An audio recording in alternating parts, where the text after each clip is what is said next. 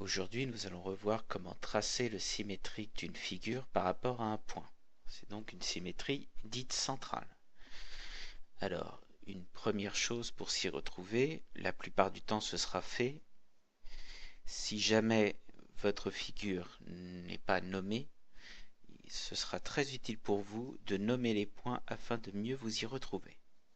Donc, par exemple, A, B, C, D et E. Voilà. Pour faire le symétrique de cette figure, vous allez avoir besoin de deux instruments, à savoir une règle et un compas. Pour effectuer cette construction, c'est relativement simple. Il s'agira de faire pour chacun des 5 points présents la même construction. Pour A, il suffit de tracer la demi-droite qui part de A et qui passe par F, suffisamment longue pour que cet écart puisse se retrouver sur le trait tracé. Une fois que ceci est fait, à l'aide du compas, la distance qui sépare le point du centre doit être reportée de l'autre côté du centre. Ce point, pour s'y retrouver, comme on cherchait le symétrique de A, on va l'appeler A'.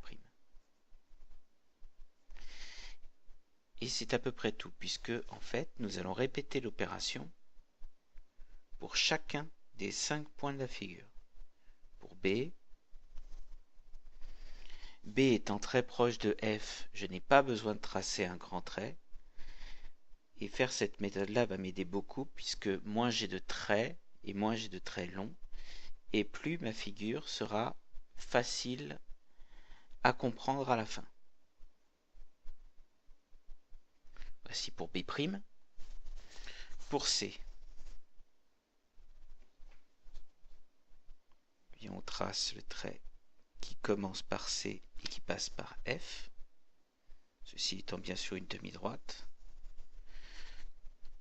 et ce de façon suffisamment longue pour que l'écart CF puisse être reporté de l'autre côté de F, ce qui me donne le point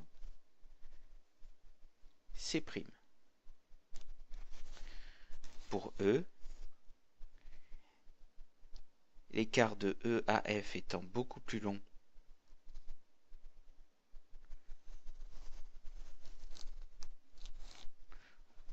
on va faire un trait aussi beaucoup plus long. L'écart de l'autre côté. C'est le point E'.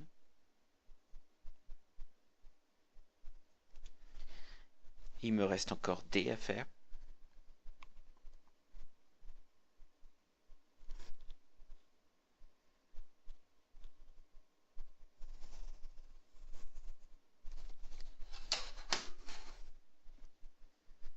Je prends l'écart DF et je reporte de l'autre côté. J'aurai donc D'.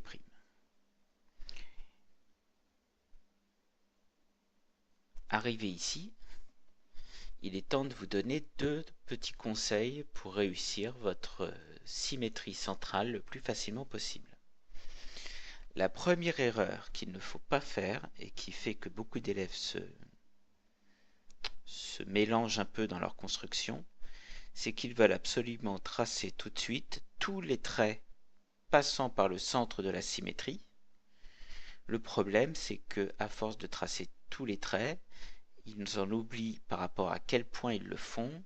Donc souvent tous les traits sont très très longs et il arrive qu'on place le symétrique de B par exemple sur le trait qui va à côté. C'est-à-dire qu'à force, par exemple, au lieu de vouloir faire le symétrique de D sur la même ligne, on confond et on va vouloir le placer sur ce trait-là. Sur cette figure, ça paraît peu probable, mais sur d'autres, c'est beaucoup plus facile de se tromper. La deuxième chose sur laquelle vous devez prêter votre attention, c'est surtout d'avoir bien nommé les points, parce que en les ayant nommés de façon correspondante, A' avec A, B' avec B, C' avec C, etc., votre figure va être beaucoup plus facile à construire. Pourquoi? Parce que les traits à relier vont être exactement les mêmes que les traits que vous aviez à la base. Par exemple, j'avais le trait AB, je vais tracer A'B'.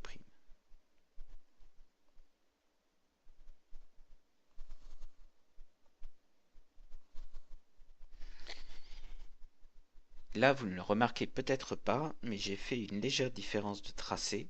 C'est un troisième conseil qu'on pourrait vous donner. Le trait qui relie un point, le centre et son symétrique sont plutôt à faire en très fin, afin qu'elle ne pollue pas le rendu visuel à la fin.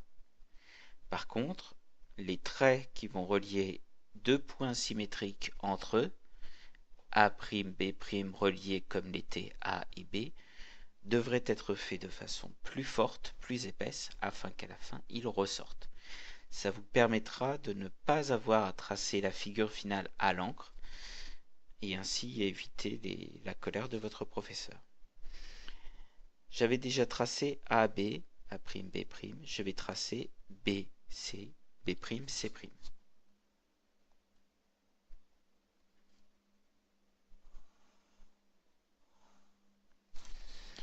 Puis c'est D, C', D'.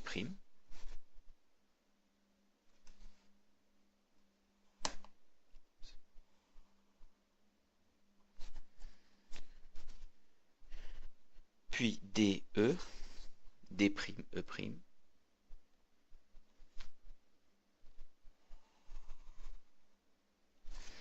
Et je finis ma figure en faisant EA, E', A'.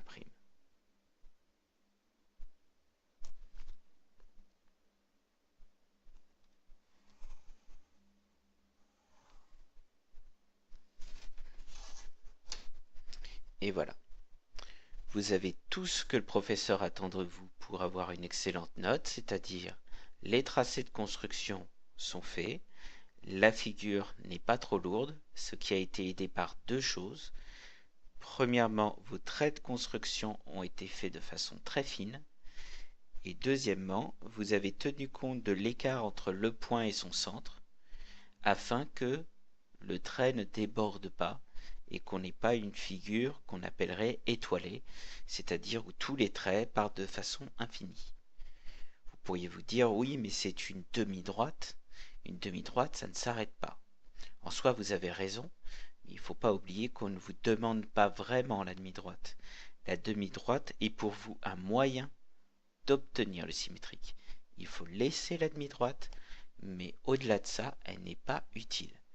Inutile pour vous de la voir déborder au-delà de la figure si c'est totalement inutile.